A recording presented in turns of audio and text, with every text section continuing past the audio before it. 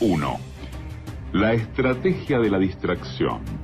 El elemento primordial del control social es la estrategia de la distracción, que consiste en desviar la atención del público de los problemas importantes y de los cambios decididos por las élites políticas y económicas mediante la técnica del diluvio o inundación de continuas distracciones y de informaciones insignificantes. La estrategia de la distracción es igualmente indispensable para impedir al público interesarse por los conocimientos esenciales en el área de la ciencia, la economía, la psicología, la neurobiología y la cibernética. Mantener la atención del público distraída, lejos de los verdaderos problemas sociales, cautivada por temas sin importancia real, mantener al público ocupado, sin ningún tiempo para pensar, de vuelta a la granja como los otros animales. El ídolo adolescente Justin Bieber ha indignado a miles de padres con sus opiniones sobre el aborto y las violaciones. En vísperas de los exámenes finales se ha disparado el alquiler de pinganillos. Hay perros abandonados, los hay también maltratados, pero hay también muchos perros de hoy en día que llevan una vida bastante regalada en los hogares. Si sus amos reciben cremas o masajes o van a la moda, pues ellos también. 2. Crear problemas y después ofrecer soluciones. Este método también es llamado problema-reacción-solución. Es decir, se crea un problema, una situación prevista para causar cierta reacción en el público, a fin de que éste sea el mandante de las medidas que se desea hacer aceptar.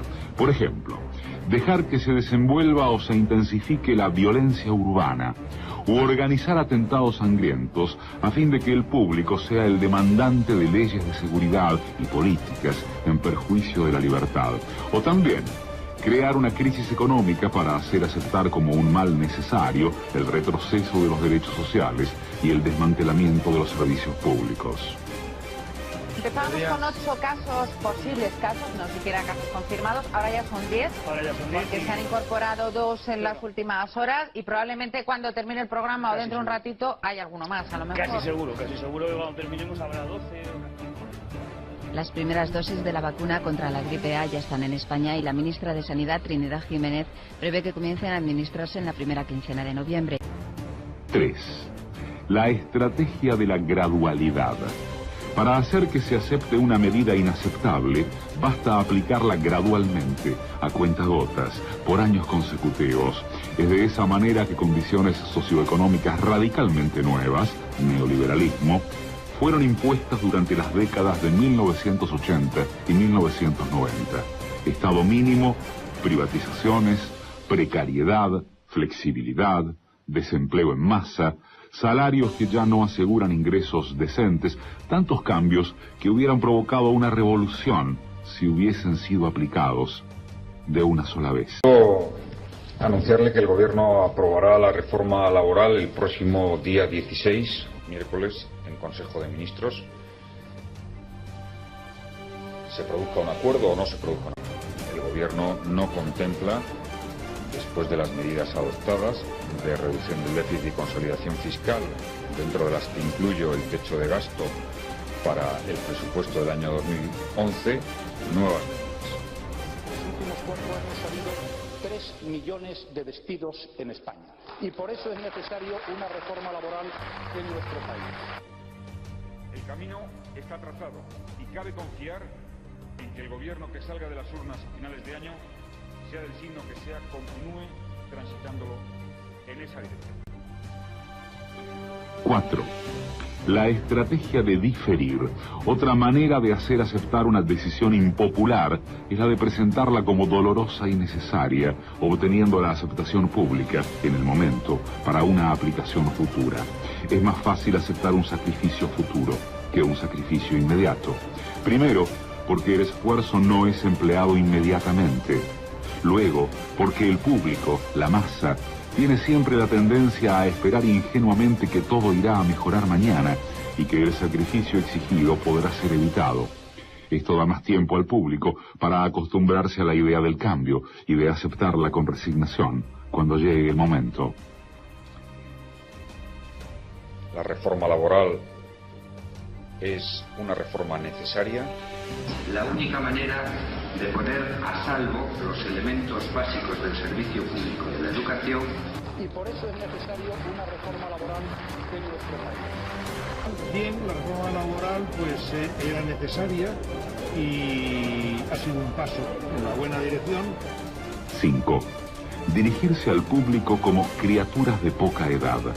La mayoría de la publicidad dirigida al gran público utiliza discurso, argumentos, personajes y entonación particularmente infantiles, muchas veces próximos a la debilidad, como si el espectador fuese una criatura de poca edad o un deficiente mental. Cuanto más se intente buscar engañar al espectador, más se tiende a adoptar un tono infantilizante. ¿Por qué? Si uno se dirige a una persona como si ella tuviese la edad de 12 años o menos, entonces, en razón de la sugestionabilidad, ella, la persona, tenderá con cierta probabilidad a una respuesta o reacción también desprovista de un sentido crítico, como la de una persona de 12 años o menos de edad. Yo lo pruebo y me reaccioné. ¡Wow! Y la reacción de la gente es... ¡Wow! Sentirse hinchada es normal, ¿no? No, sentirse así no es normal. Lo normal es sentirse bien. 6. Utilizar el aspecto emocional mucho más que la reflexión. Hacer uso del aspecto emocional es una técnica clásica para causar un cortocircuito en el análisis racional y finalmente al sentido crítico de los individuos. Por otra parte, la utilización del registro emocional permite abrir la puerta de acceso al inconsciente para implantar o injertar ideas, deseos, miedos y temores, compulsiones o inducir comportamientos. Carmen, ¿tú tienes hijos? Sí, además tengo una nena de tu edad. Pues qué bien, así cuando seamos mayores ella podrá ser la cuidadora de mis hijos.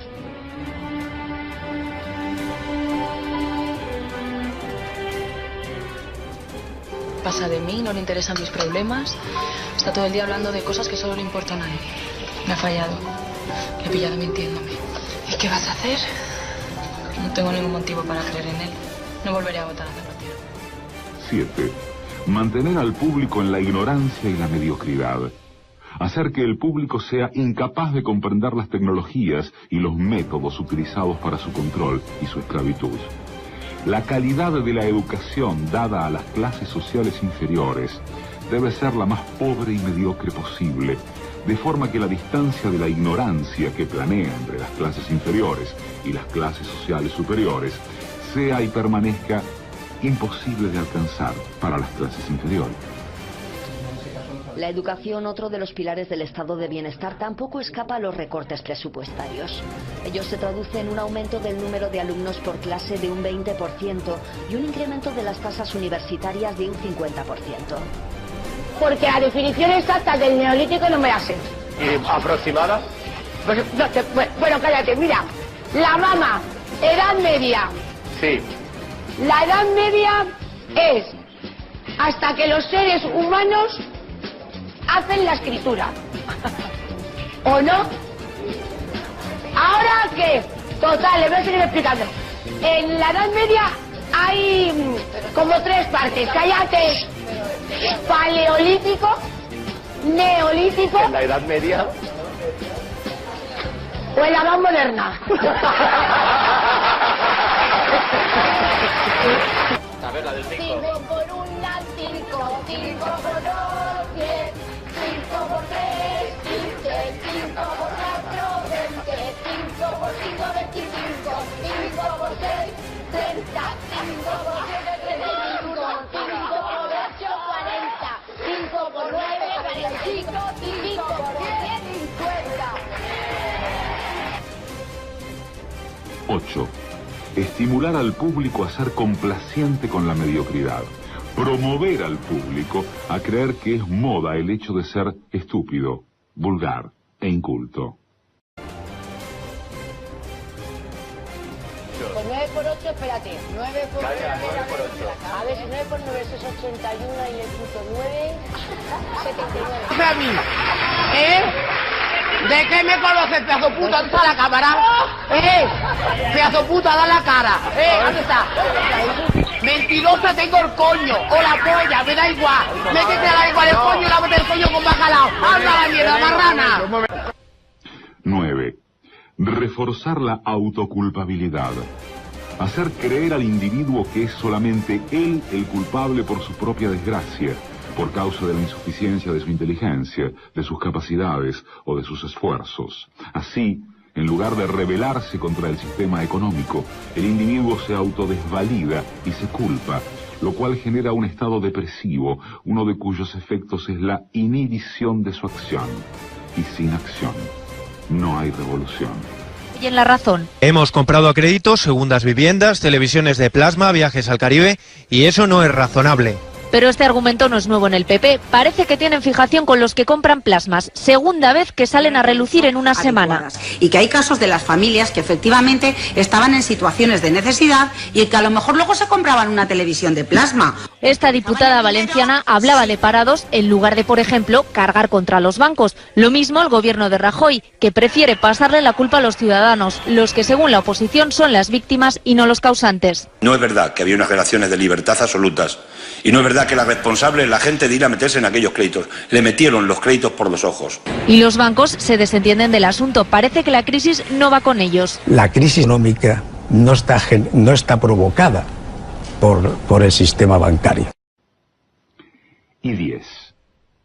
Conocer a los individuos mejor de lo que ellos mismos se conocen. En el transcurso de los últimos 50 años, los avances acelerados de la ciencia han generado una creciente brecha entre los conocimientos del público y aquellos conocimientos poseídos y utilizados por las élites dominantes. Gracias a la biología, la neurobiología y la psicología aplicada, el sistema ha disfrutado de un conocimiento avanzado del ser humano, tanto de forma física como psicológicamente. El sistema ha conseguido conocer mejor al individuo común de lo que él se conoce a sí mismo.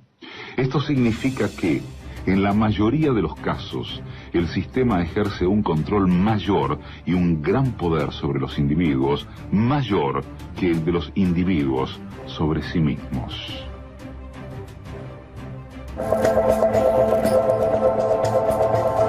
Los psicólogos y los científicos llevan mucho tiempo intentando medir las emociones, pero también los directores de marketing.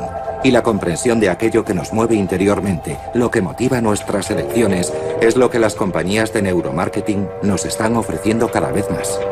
En este experimento vemos que la temperatura de la piel desciende gradualmente desde la marca 80 en el gráfico hasta cerca del 65.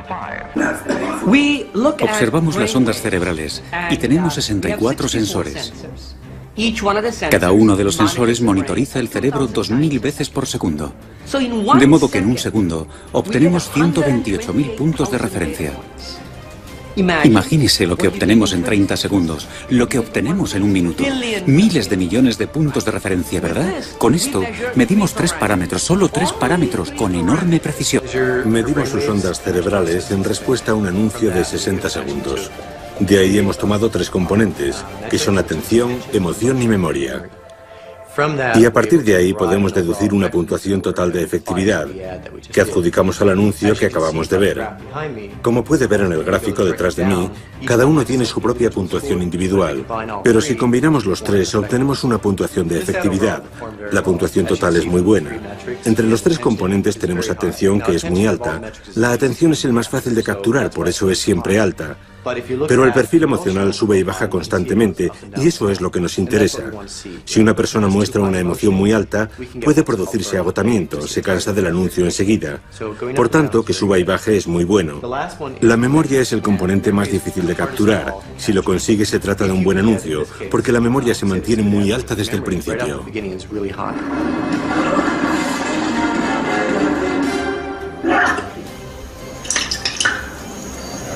De pardo malo. Si conseguimos que la memoria suba, como vemos en el gráfico, que al final sube claramente, eso significa que mostrar la marca o el mensaje al final del anuncio es muy positivo. Y sabes que el consumidor se marchará recordando la marca o el anuncio.